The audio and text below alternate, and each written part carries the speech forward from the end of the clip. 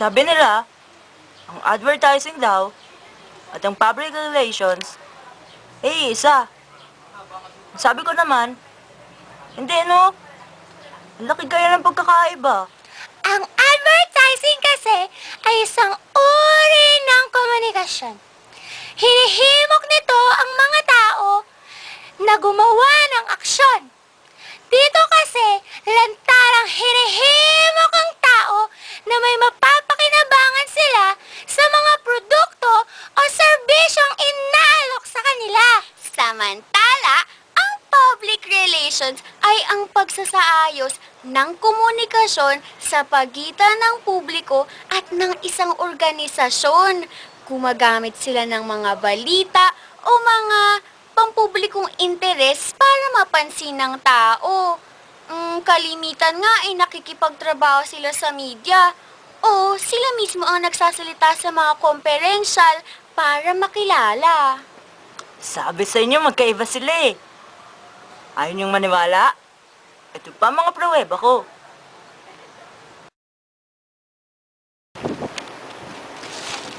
Ang simple at ang pinaka-obvious na pagkakaiba ng advertising at public relations ay ang paraan ng pagsasapubliko ng mensaheng gustong iparating ng organisasyon.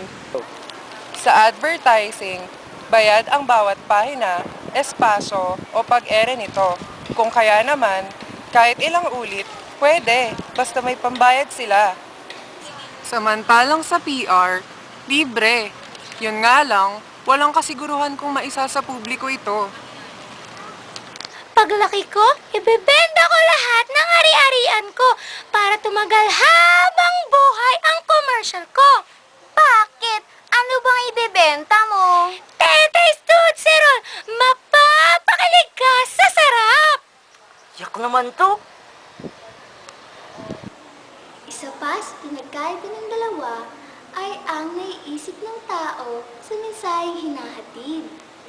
Sa advertising, alam ng tao na direkto silang hinihikayat ng organisasyon na bilhin o tangkilikin ang mga produkto o serbisyo nila.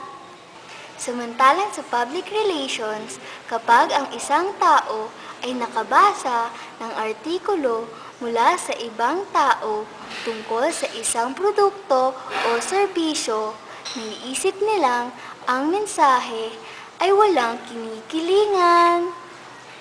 Kapag ako nagbenta, hahayaan ko na lang magsalita ang iba. Bakit? Ano ba ibebenta mo? Lalas lechon. Talaga namang ulala. Mas yak naman to. Sa advertising, kontrolado mong mensahe, ang sukat, ang nilalaman, kung ilang ulit isa sa publiko, at kung anong gagamiting channel sa pagsasapubliko nito. Sa PR naman, hindi mo kontrolado kung paano ilalahad ng media ang mensahe o kung ilalahad man nila ito. Hindi obligasyon ng press na ilahad ang mensahe mo dahil lamang sa binigyan mo sila na ilalabas sa publiko. Gusto ko talaga, paglaki ko, ako ang bahala sa pagbebenta ng tinda ko. Bakit? Ano bang ibibenta mo? P-Boys Popsicles. Wala ka nang masasabi kundi... Wow! Yak naman to! Sa paraan ng paglalahad ng mensahe, may pagkakaiba rin ang advertising at PR. Sa advertising, mabubulaklak ang mensahe na naglalayong na hikayatin ang mga tao na bumili ng produkto. Siyempre, kailangan mong mahuli ang kiliti ng taong gusto mong bentahan. Sa PR naman, parang balitang paglalahad. Dapat nakakaengganyo pa rin. Tetay, kung magkaka-commercial ka nga, paano mo ibibenta? Tudoings naman to! Siyempre, yung tatatak sa mga tao! Sige nga, paano mo bibenta yung katol? Tudoings naman to, Lito! Edit! Katol! Katol! 광고를 찍을 때는 너의 시청자들이 어떤 사람인지 생각해야 해.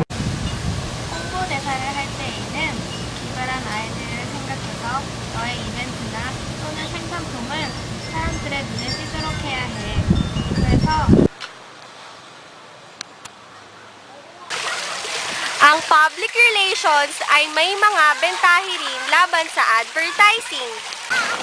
Isa sa mga ito ay kung saan inilalagay ang mensahe. Sa public relations, dahil nga sa paraan at pagbabalita, inilalahat ang mensahe. Malaki ang tsansa nitong malagay sa front page ng dyaryo, magazine, o kung saan pang babasahin. Sa advertising, sa loob lang. Dahil maliit lang at di masyadong importante yung sinasabi. Pipoy, paano mo ibebenta yung popsicles mo? Eh, yung mga ibang tabloid, hindi naman tinatanggap yan eh. E di magpapapage na ka ng hubad. Habang dinidilaan ng popsicles. Jack, madyadyaryo na ka nun.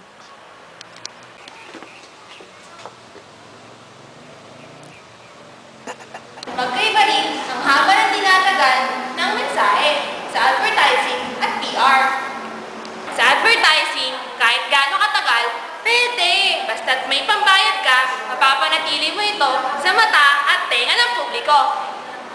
Hindi naman madalas hihigit sa isa ang sa public relations. Ang gusto mong isa publiko ay hindi ilalathala ng mahigit sa isa.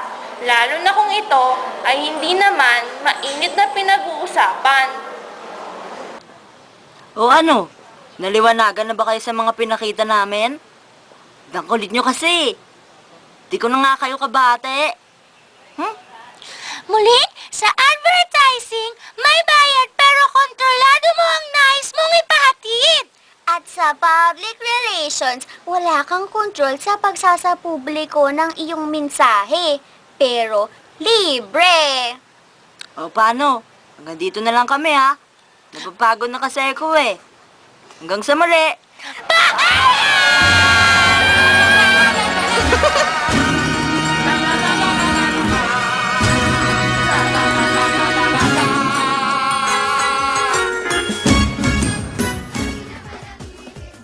Gumagamit ito ng mga balita o mga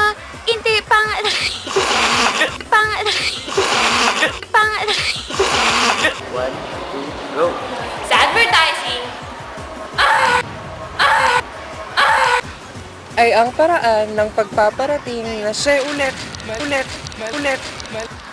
Kapag ako nagbenta, hahayaan ko na lang na iba ang magsalita. Bakit? Ano ba